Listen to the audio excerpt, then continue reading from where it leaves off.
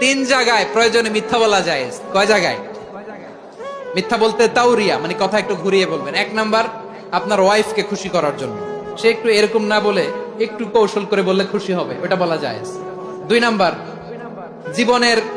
জীবন মরণের ব্যাপার, জান বাঁচানোর জন্য একটু কৌশল করে ঘুরিয়ে বললেন, এটা জায়েজ। তিন নাম্বার, দুইজন ঝগড়া লাগছে তাদেরকে মিলিয়ে দেওয়ার জন্য কৌশল করে একটু মিথ্যা বলা, ঘুরিয়ে বলা যায়।